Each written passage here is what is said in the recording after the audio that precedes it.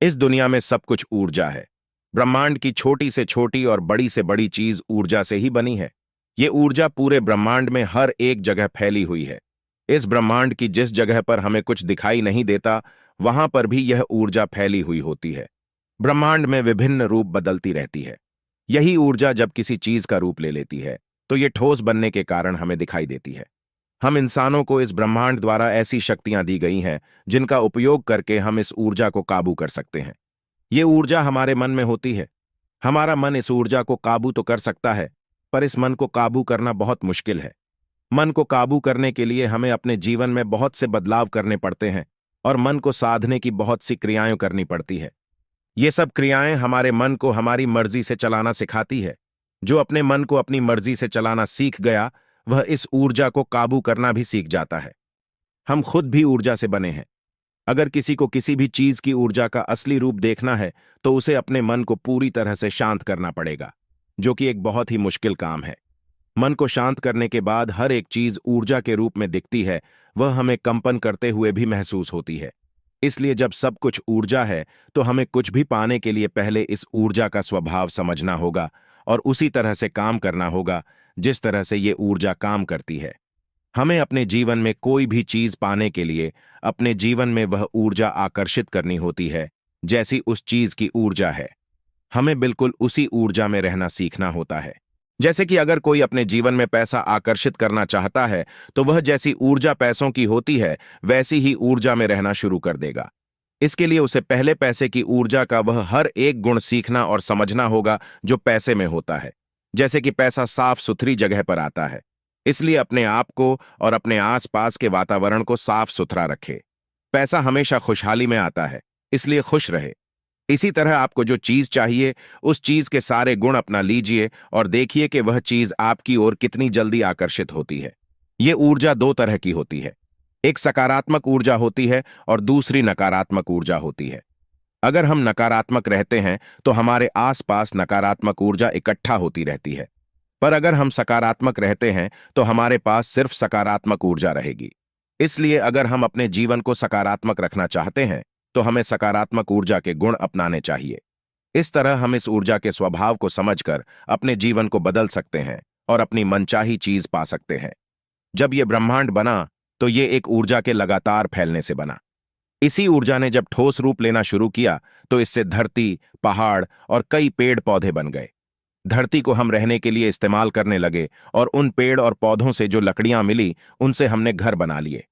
अब देखिए, ये सब बताने का यहां मेरा मकसद ये है कि आज जो हमें ठोस रूप में दिख रहा है, वह सब एक ऊर्जा से बना है। सबसे बड़ी बात यह है कि हम भी ऊर्जा से बने हैं। तो इसी तरह इस ब्रह्मांड के कई नियम हैं।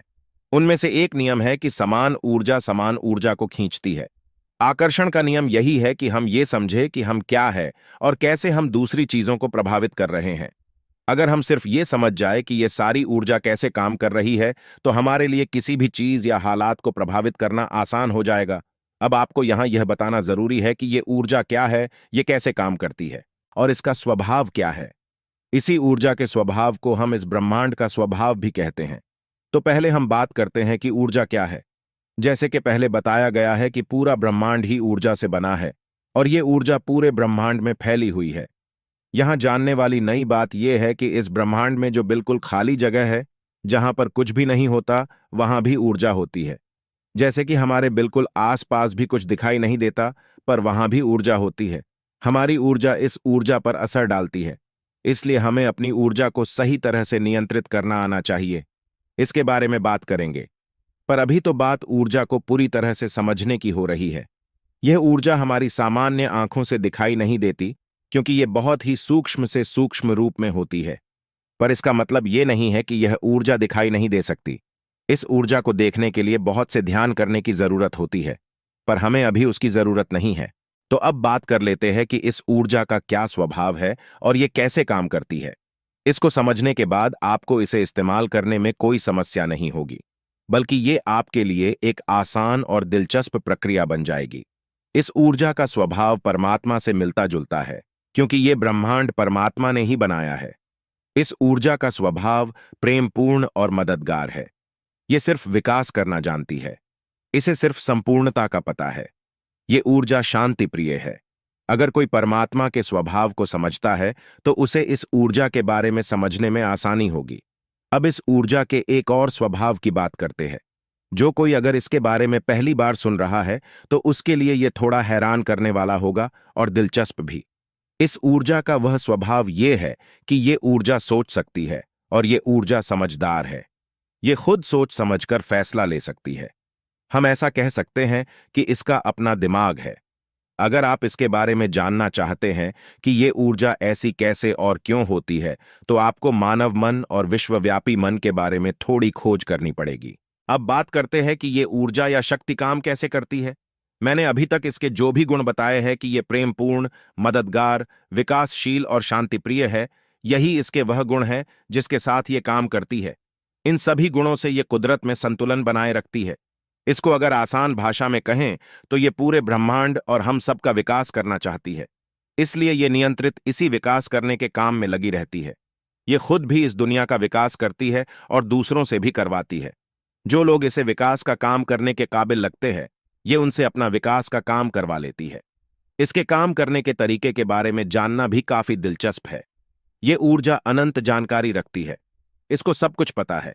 ये सामूहिक सोच और समझ रखती है। मतलब कि हम सब इस ब्रह्मांड में एक ही मन से जुड़े हुए हैं, तो इसके लिए बहुत आसान होता है एक विचार या जानकारी को एक जगह से दूसरी जगह पहुंचाना।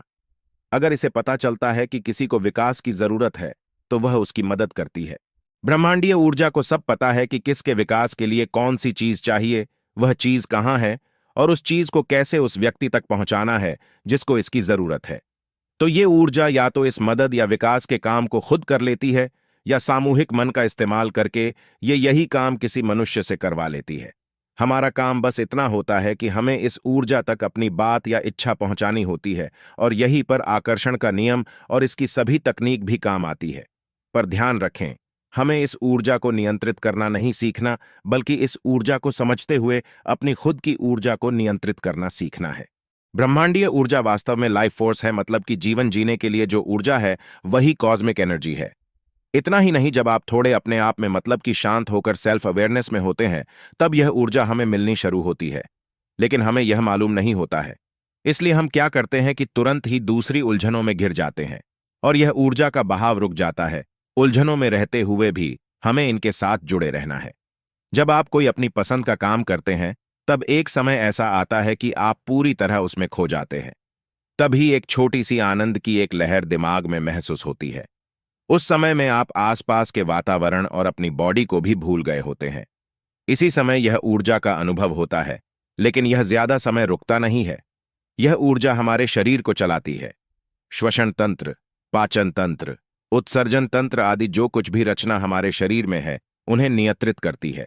यह शरीर में विविध ग्रंथियों ग्लैड्स के माध्यम से खास प्रकार का स्राव उत्पन्न करती है, जिसे हमारे शरीर की सभी क्रिया का नियमन होता है। मतलब कि शरीर में ब्लड का सर्कुलेशन कितनी मात्रा में होना चाहिए। पाचन तंत्र में खाने के बाद जो कुछ प्रोसेस होती है, वह सारी क्रिया जो शरीर में स्वयं संचालित तरीके से चलती है, उनका कारण यह एनर्जी है। तभी एक छोटी सी आनंद की एक लहर दिमाग में महसूस होती है। उस समय में आप आसपास के वातावरण और अपनी बॉडी को भी भूल गए होते हैं। इसी समय यह ऊर्जा का अनुभव होता है, लेकिन यह ज्यादा समय रुकता नहीं है। यह ऊर्जा हमारे शरीर को चलाती है। श्वसन तंत्र, पाचन तंत्र, उत्सर्जन तंत्र आदि जो कुछ भी रचना हमारे शरीर में है, उन्हें नियंत्रित करती है। हमारे शरीर में दो प्रकार की क्रिया होती है। एक क्रिया वह है जो स्वयं संचालित तरीके से होती है। उसको कोई भी आदेश हमें नहीं देना पड़ता। हम इनसे मुक्त है, इसलिए तो ठीक से जी पा रहे हैं। मान लीजिए हमने खाना खाया, फिर उसे कैसे पचाया जाए, ये सब सोचना पड़ता तो हमारा जीना मुश्किल हो जाता। ये सब क्रिया में ब्रह्मांडीय ऊर्जा का रोल है, लेकिन अनजाने में यह सब होता है। अब जो दूसरी क्रिया है, वह हमारे चेतन मन के आधार पर होती है। इसमें हमें कुछ करने के लिए सोचना पड़ता है। अगर हमें बाहर जाना हो तो हमें पैरों को आदेश देना होगा। इसी तरह से हमारा दिमाग निरंतर सोचता रहता है, उनमें भी यह ऊर्जा की खपत होती है। लेकिन अगर उसे खास तरीके से जगाया जाए तो यह ऊर्जा हमें ज्यादा मिल सकती है। इसी से हमारा चित्त एकदम आनंद से भर जाएगा। एक दिव्यता की लहर हम पर छा जाएगी। हमें काम करने में ताजगी महसूस होने लगेगी। इनसे आगे और अनेक लाभ है।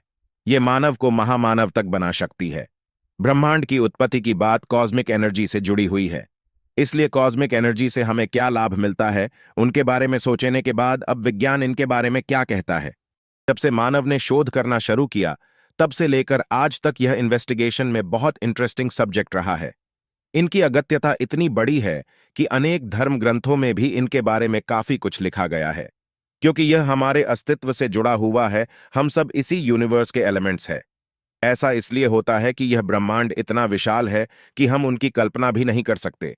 एक छोटी सी चींटी के आगे पूरा हिमालय खड़ा हो तो क्या होगा।